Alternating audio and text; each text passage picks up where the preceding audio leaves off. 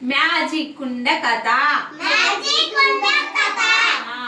కుండ కథ అనగనగా ఒక రోజు ఒక ఊర్లో ఒక రైతు, ఎవరు?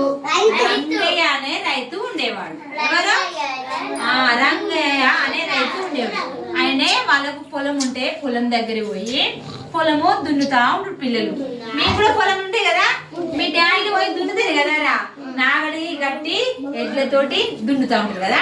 ఈ రంగయ్య కూడా అలా వాళ్ళ పొలాన్ని దున్నుతా ఉంటే ఆ పొలంలో ఏదో తడుతుంది. నాగడి దున్నుతా ఉంటే ఏం లేకుండా చక్కగా నాగడి పోతుంది. ఏదన్నా అదేంటిది చెట్లో ఏర్లో ఏదో ఒక రవ్వుతో ఏదో ఒకటి తడితే పోతుంది, అనాగలే పోదు కదా. ఈ రంగయ్య కూడా దున్నుతా ఉంటే ఏదో తడుతుంది. అప్ప ఏంటిది, ఏమో తడుతుంది ఏందో అని చూసేసరికి ఏంటిది, కుండ, ఒక పెద్ద కుండ దొరికింది. అది ఇది ఏం కుండో కదా అని ఆ కుండ పక్క పెట్టి పొలం పని అయిపోయినాక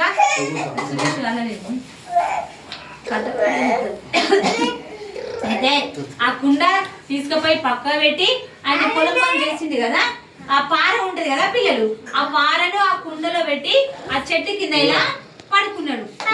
పడుకొని కాసేపు రెస్ట్ తీసుకొని మళ్ళీ లేచి మళ్ళీ పార పని చేస్తాడు కదా, ఆ పార అవసరం ఉంటుంది కదా, ఆ లేచి మళ్ళీ ఆ కుండలో ఉన్న పార తీసుకుందామని ఆ పొయ్యి కుండ దగ్గర చూసేసరికి ఆ కుండలో ఏమైనాయి, ఎన్ని పారలు, చాలా పారలు. ఇటు చూడండి, ఇక్కడ పార వేసి పడుకున్నాడు. పడుకొని లేచేసరికి కుండలు ఏమైనాయి, చాలా పారలైనాయి. చాలా పారలు కాగానే అబ్బా ఏంటి ఇది మ్యాజిక్ కుండనా, ఇదేంటి నేను వేసింది ఒకటే పార కదా, వేసి చూసేవరకు చాలా పారలైనాయి. ఓహో ఇది మ్యాజిక్ కుండా అని అనుకుంటాడు. అప్పుడు సంతోషపడి ఇంటికి పోతాడు. ఇంటికి పోయి తనకు ఒక దుస్తులు ఒక డ్రెస్ ఉంటది కదా, ఒక దుస్తులు అలా కుండలు వేసే వరకు చాలా అయినాయి.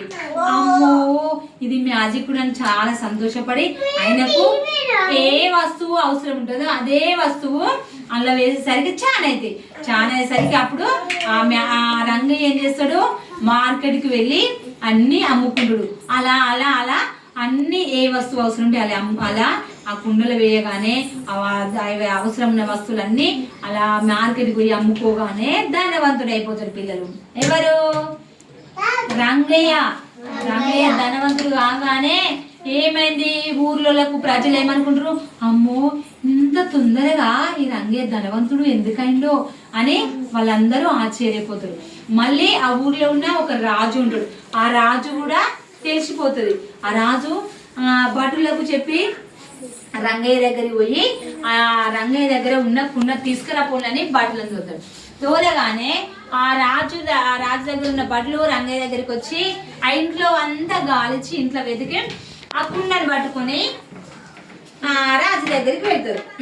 వెళ్ళి రాజుకి ఇవ్వగానే రాజు ఏం చేస్తాడు, ఆ కుండలో ఒకటి ఆపిల్ పండు వేస్తాడు.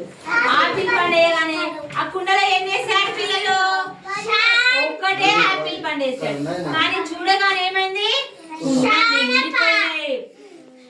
కుండ నిండా ఆపిల్ పండు.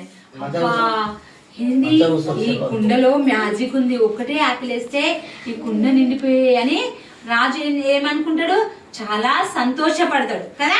సంతోషపడి అవును కదా, ఈ మన ప్రజలకు పాపం పేద ప్రజలు ఉన్నారు కదా, వారికి ఏం అవసరం ఉంటుందో అది ఒకటి వేస్తా, అది వేస్తే ప్రజల కోసము నేను సహాయం చేసినట్టుంటుందని పనిముట్లు ఆయుధాలు అవన్నీ అవసరం ఉన్నాయన్నీ కుండలు వేసి చాలా కాగానే ప్రజలకు పంచి పెడతారు. అలా ప్రజలందరూ వ్యవసాయం చేసుకుంటూ సంతోషంగా వాళ్ళు గడుపుతారు.